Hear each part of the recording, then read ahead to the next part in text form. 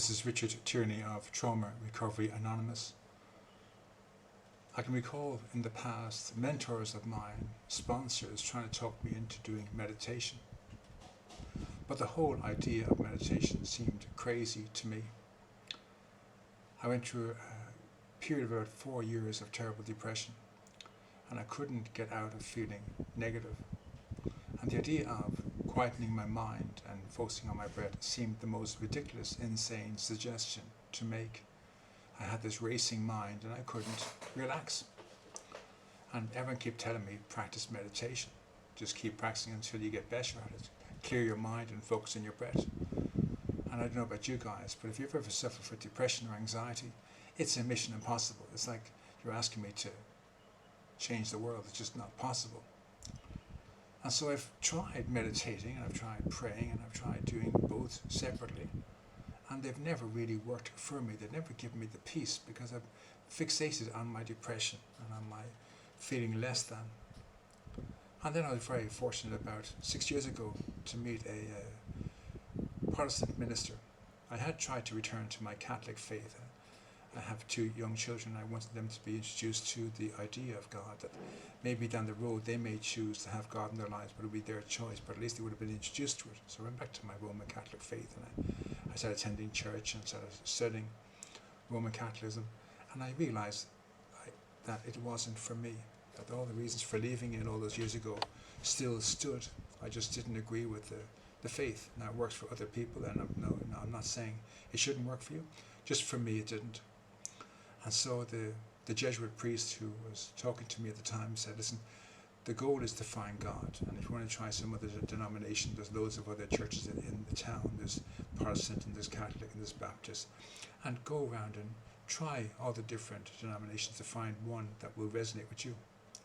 And so I tried Baptist, and that was a bit too strong for me, and I never liked the idea of Jehovah. And then I remember going to a Protestant church, and the pastor in charge of the church really had a lovely message of faith and spirituality, and it really resonated with me. I remember going to meet him one day. The hope was that he would be my spiritual advisor to teach me, and he was being positioned to go back to live in England, to run a parish in England. And so he said, I have a retired minister here I'm going to put you in contact with to talk to. And so I went down and I met this man downstairs, a beautiful elderly gentleman, who met me every Tuesday for breakfast for 4 years, teaching me about God and Jesus and spirituality and the whole lot. And he never once tried to convert me to his denomination or his religion. He just tried to carry a message of a concept of God that would work for me. He knew I didn't really fit in with the regular idea of religion, and he wanted me to find some understanding of God that would work for me.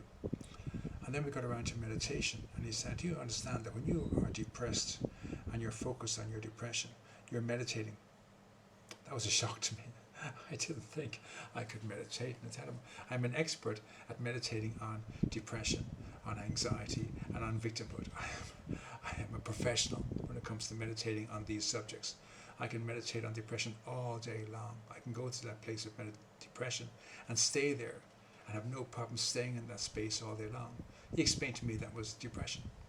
When we worry, we're depressed. We are practicing meditation on one point, and we're worrying it to the bone. So we're worrying our anxiety to the bone, we're worrying our depression to the bone, we're worrying our victimhood to the bone. We're meditating in that moment. And all he suggests to do was to switch out from depression, anxiety and victimhood and focus on something like gratitude. And just sit still, breathing into your nose only to relax your body, and focus on all the things you're grateful for. I'm not talking about money in a car and a mobile phone, but get into the very basics, that you have your senses, that you have your eyesight, that you're not colorblind, that you can feed yourself, you can dress yourself. You don't need someone to change your underwear for you. You don't need someone to give you a bed bath. You're able to have a shower or a bath yourself. You can brush your own teeth, you can shave, you can put on your makeup.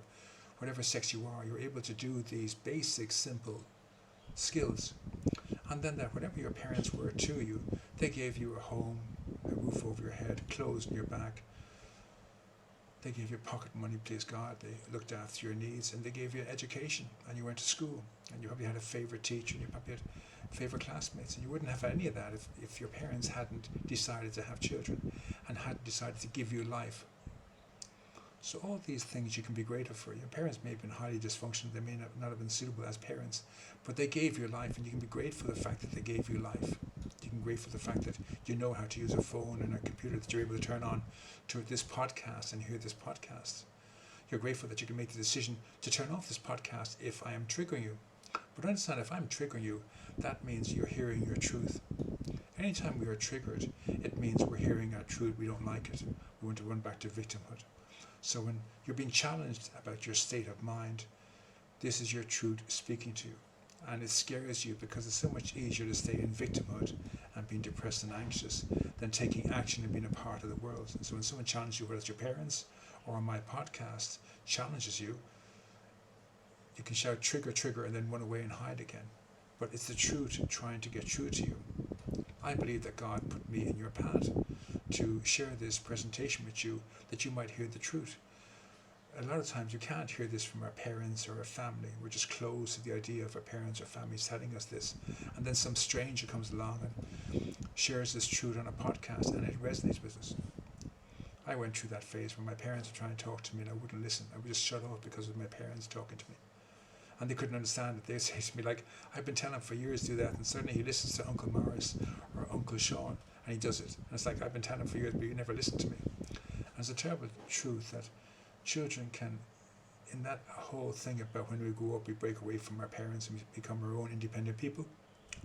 Sometimes we can't hear the truth, we can't hear messages of love, because it's like an invasion on our independence. So even though they mean well and they're trying to help us, we can be closed to the message. So I didn't understand any of this, and then this minister taught me that you can meditate on a subject: gratitude, forgiveness, love, tolerance. Pick one thing that you want to focus on. And gratitude is always safe. No matter how bad your life is, you can be grateful for the support group you're in. You can be grateful for your therapist. You can be grateful for all these social media platforms for anxiety and depression and bipolar and all these different mood disorder websites that have loads of people, members, and you meet other people that think like you and feel like you, and the connections there. So you can be grateful for all of that. You can be grateful for all your senses. Again, the fact that you can see, you can read, you can write, you had an education, you understand how to speak and read and write English and maths and science. You may not be a great student, but you're a student of life and you're learning all these skills. You can be grateful for the fact that your anxiety or depression kept you safe at times. But also be aware that you need to move on from that and start embracing life and becoming a part of life. And it's time to put aside childish things and take up adult responses. We have 6 responses to danger: fight, flight, freeze, fate, fawn, and acceptance. And most of us get stuck in our childhood responses of freeze and fawn, where we shut down, we isolate, we stay in bed, we hide in our bedroom, we disassociate, or we fawn, we suffer fools gladly, we suffer in silence, we put on a mask, we pretend we're okay when we're not, we allow people to walk all over us. These are responses of children. They were very healthy responses. Even to disassociate was a very healthy response for a child growing up, not old enough to take care of themselves or protect themselves. If they were around people who were angry, they would disassociate. They go off to their place of fantasy to leave this plane of existence for a moment. And that was perfectly normal and healthy. But as we grow up into adolescence, into teenagers, into young men and women, we're meant to put aside childish things and embrace the more healthy responses of flight, fight, faith, and acceptance.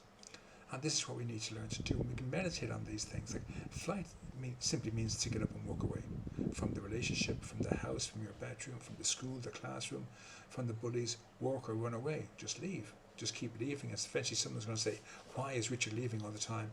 And then they'll find the solution. They'll find the problem. So don't be afraid to walk away. Fight doesn't mean having a fight, because most of us who suffer with this can be very kind of victim orientated and cowards. But fighting can be asking for help. Understand that your therapist is being paid to be your therapist. Your therapist has been paid to listen to you and to validate your feelings.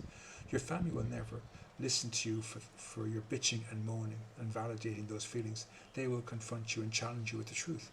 So learn to take a chance and speak to your parents and say, Mom, Dad, I feel really afraid in this moment. Have you ever felt this way?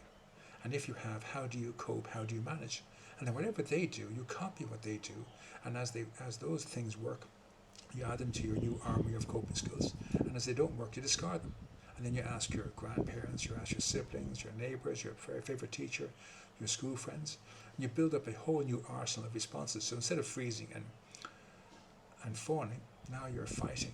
Now you know to walk away, go to the gym, go for a run, go for a walk, go for a swim, hide under the bed, ask for help, ask someone to sit with you, ask someone to hold your hand. All these different things. Report that person, go to the police, tell your teacher. You learn all these flight and fight. They accept that the faith one is to accept that there is a God. Stop arguing whether the chicken or the egg came first.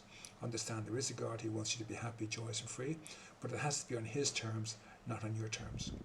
He's not a go-get-you God. He's not someone you can call on when you're having a bad time, and then when you're having a good time, ignore him. You have to have a permanent relationship with him morning, noon and night, all day long. Talk to him. Give him your troubles all day long. And then acceptance is understand that you're no one's victim. People act out.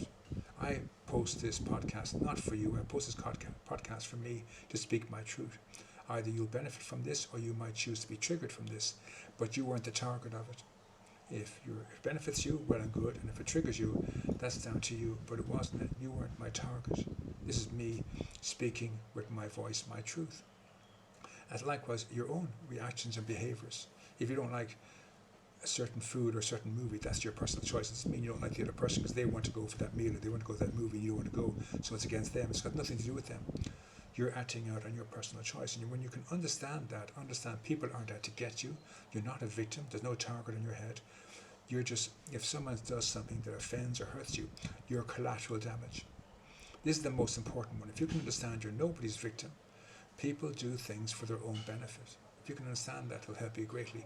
And then start meditating on gratitude. And be grateful for your grandparents, your aunts, your uncles, your parents for deciding to start a family, deciding to have you as a child and not have an abortion. Decide to, even though you may be in trouble with you, they stayed the course and tried to be the best parents they could be. Even though they may have been terrible parents, they gave you life, and they fed you and they clothed you. And you managed to get to adulthood. And they may have been the worst parents in the world, but they gave you life. And for that you can be grateful. You don't have to be grateful for the abuse or the hurt or the pain, but you can be grateful for the fact that they gave you life and they allowed you to live and to reach adulthood and give you some form of education and clothing and so on, and a roof over your head. You can get into spaces where you can feel really grateful, and that's meditating. Rather than worrying on depression and worrying on anxiety, you worry the hell out of gratitude. What else can I be grateful for? I'm grateful today it's sunny, or it's windy, or blistery, or it's a beautiful day, or it's a wonderful day. I'm grateful for hearing children laughing, or see a small pup. Anything at all that will help you feel grateful. Your favourite movies on TV, your favourite TV series. I'm grateful that the TV is working. There isn't a power shortage. I can watch my favourite episode on TV. Mum's cooked dinner. Mum's cooked lunch or breakfast. My breakfast, I didn't have to make my own food. It was prepared for me by my mother and my grandmother. How lucky am I? By my wife. How lucky am I? My children tell me they love me. How lucky am I? Get into a state of being grateful and say to yourself, how lucky am I?